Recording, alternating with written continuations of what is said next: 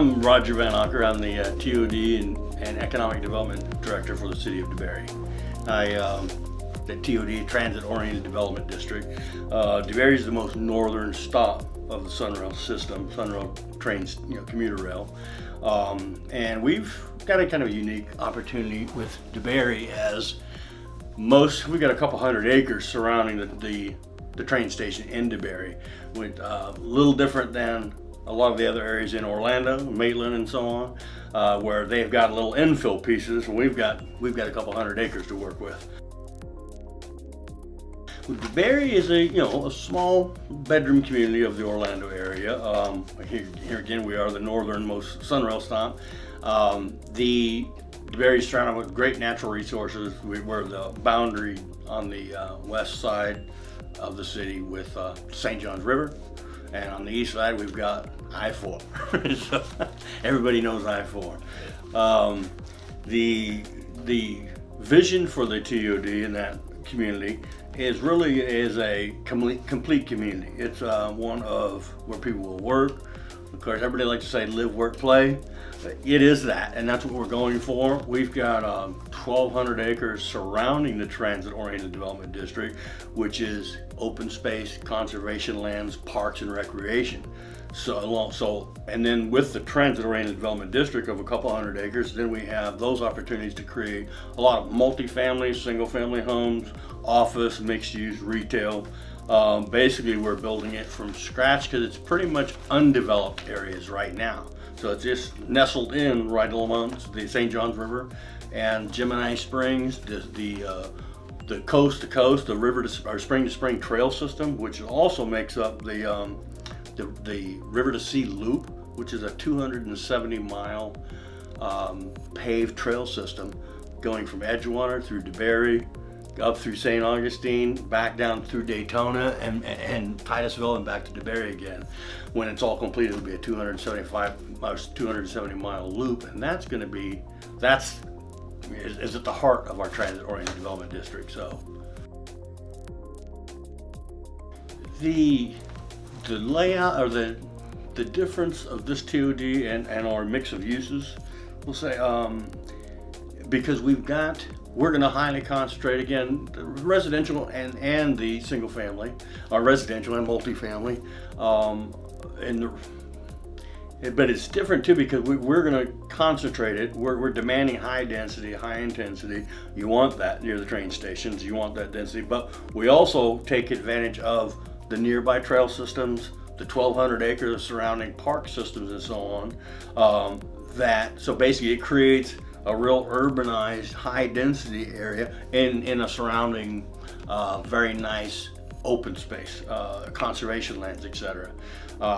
And there will be a grocery there. There will be office space. There will be commercial retail. There'll be restaurants, and they'll be all connected via trail systems. A truly walkable community. Well, that's one thing that we've created in our TOD regulating plan. We put together a specific zoning and regulating plan for this area. So it's got a special zoning matrix. With that, here again too, and with the trails going by, taking full advantage of those, we're requiring where everything is connected. So each community or part of communities, the multifamily, will be connected via walkways and trails and roads. There won't be anything that'll be segmented off. The only thing that'll bisect it, of course, is 1792, and there's nothing we can really do about that. We got a state road running through the middle. But other than that, we're requiring trails, large trails, 8-foot, 10-foot, 12-foot trail systems through the neighborhoods, connecting the neighborhoods and connecting them to the commercial retail. So it's going to be very easy to get around. They're all for that. Bikes, these are not just sidewalks.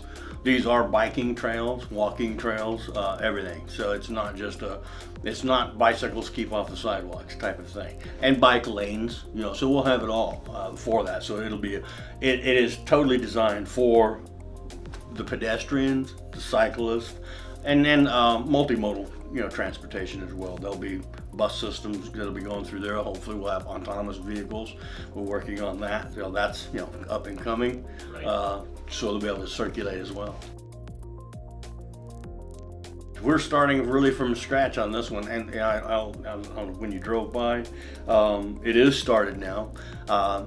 It's the benefits of the economic development. You're going to get a lot more. It's all about density and intensity. So we don't want to have wasted space, and I don't mean parks, and I mean wasted parking areas. And some zonings for usually shopping centers and so on. Now, some shopping centers require that, but we don't have minimum required parking areas. We try to work with it and be flexible so that you're utilizing the sites for the utmost use, for the highest and best use. We don't want, if you look around in shopping centers, for the most part, other than Christmas time, the parking lots are half empty or a quarter. We don't say, we've changed the requirements for retail, commercial. Now, some commercial and retail still demand, they want a certain amount of parking, and that's fine. But we're not pushing it so that basically if they're geared more for that pedestrian and that bicycle traffic, which we're going to welcome a lot of that as well, then they're gonna, and they don't need a lot more parking, then we can work with that. And so you can get more on an acre, because of our requirements. It's a huge impact because a lot of the property we're working on and developing right now was cow pasture. It's unlike Maitland and Winter Park and some of those other areas. Winter Park is a TOD area that started 100 years ago. So yeah, the property values and the land values have gone up significantly already. We've seen a huge increase with just even the first couple of projects coming on. I think the rest of the transit-oriented development district and those stakeholders will see that appreciation as well. We don't want to rush it too fast and too much, and then you push it out of the market. No, but I think we got a long time to work with it. But overall, it's going to be a very good impact. We want to see the train bringing, having businesses here that the train is bringing employees to DeBary instead of everybody leaving DeBary. We're in an area basically with Southwest Volusia County that you have probably a workforce of about 50,000. Not total population. The population in this area in this West Volusia is about 140,000, but they commute into the Orlando area. And so what we're hoping is to have more of the business growth and everything here too in DeBary, to where there are people commuting into DeBary for those jobs as well. So economic development for that, for business, office complex, and so on. Yeah, well, soon we're looking. Restaurants will be coming. But we have an industrial area that has benefited from it as well. We've got businesses that are started, and this industrial area is just within a mile or so from the train station, 2 miles from the train station. So pretty short distance, and on the same area of DeBary.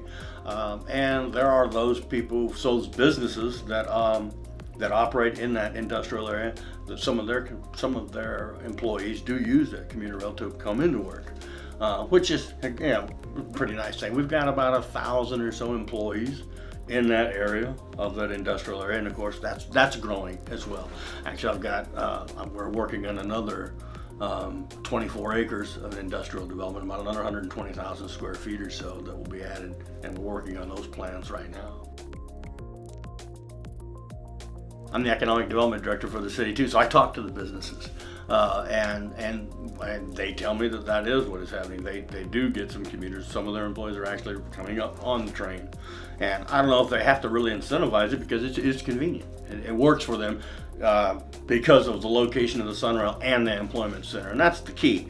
Now, the other employment centers that we'll create, which is another difference kind of for DeBary, it's right near, it's going to be walking distance from the train station. So it'll be better in a lot of ways. It'll be more user friendly because unfortunately, Orlando's a huge area.